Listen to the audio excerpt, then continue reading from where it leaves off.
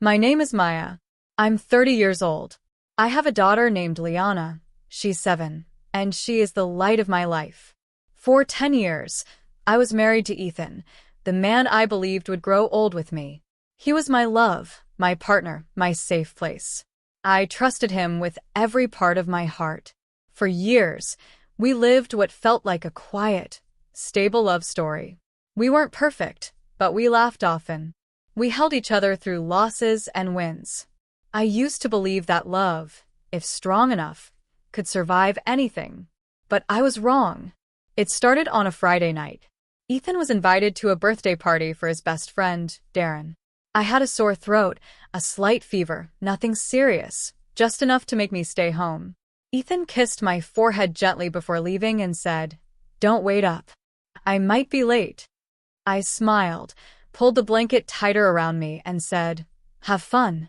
Tell Darren I said happy birthday." I didn't know what that night would bring. I didn't know who would be at that party. I didn't know my life was about to change. The next morning, something felt different. Ethan was quiet. Too quiet. He stood by the kitchen window, holding a cup of coffee that had gone cold.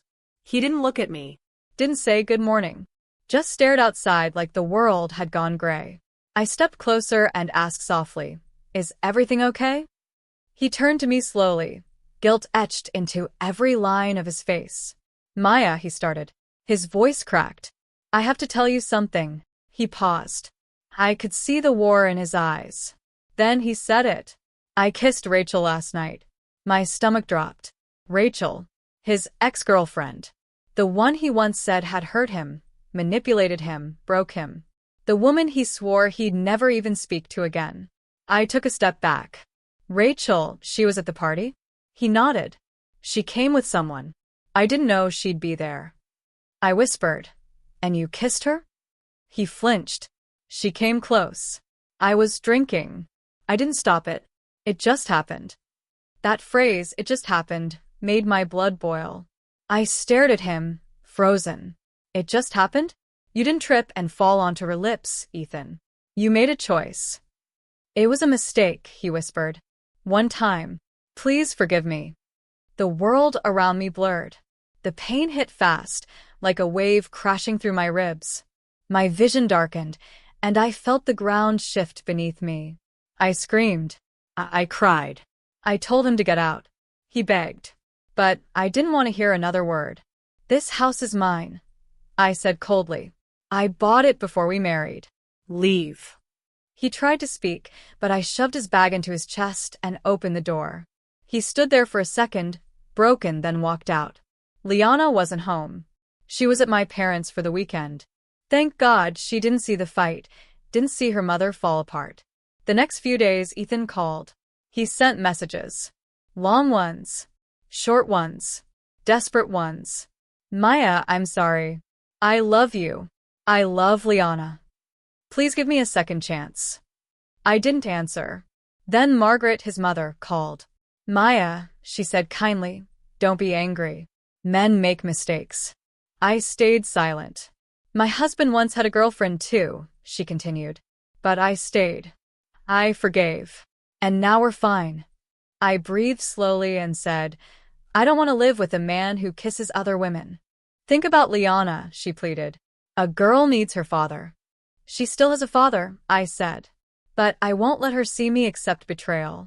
I won't let her believe that love means pain." Still a good father. But that didn't mean he was a good husband. After ice cream, he approached me again. "Maya," he said, "I'm not giving up. I'll show you I can change." I looked him in the eye. It's too late. My heart is closed. His eyes filled with tears. "But we were happy." "Yes," I said. "We were. Before the lie." Liana asked me that night, "Why doesn't Daddy live with us?" I took a deep breath. "Sometimes adults make mistakes," I said gently. "Sometimes love isn't enough. But your daddy and I both love you very, very much. That will never change." She hugged me. "I love you, Mommy." I kissed her head. "We'll be okay." And I truly hoped it was true. 1 year passed. I raised Liana on my own. Life was peaceful. Not easy, but calm. Ethan never missed a weekend. He picked her up every Saturday morning. He brought her books, toys, stories. He never crossed boundaries. Never begged again. But I noticed the changes. He stopped drinking. He went to therapy. He became quiet, respectful, patient. He still brought me flowers sometimes.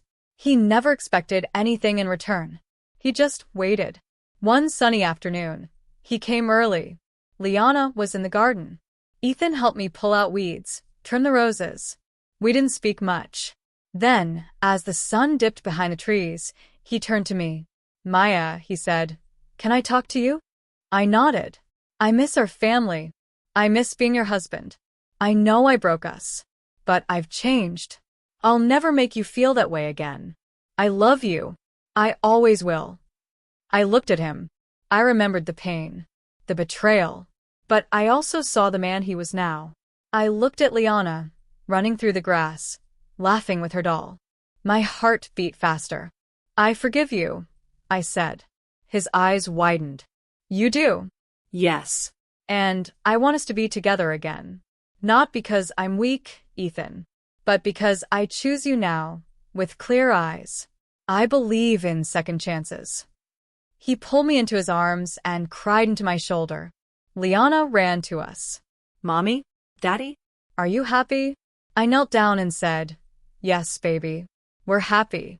We're a family again. Not a perfect one, but a real one, built on truth, trust, and the courage to begin again." The end. This story isn't just about betrayal. It's about growth, healing, and the power of a second chance, not rushed, not forced, but earned. Thank you for watching.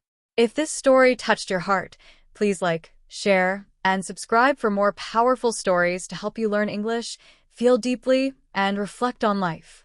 You are strong. You are worthy. You deserve love built on respect. See you next time.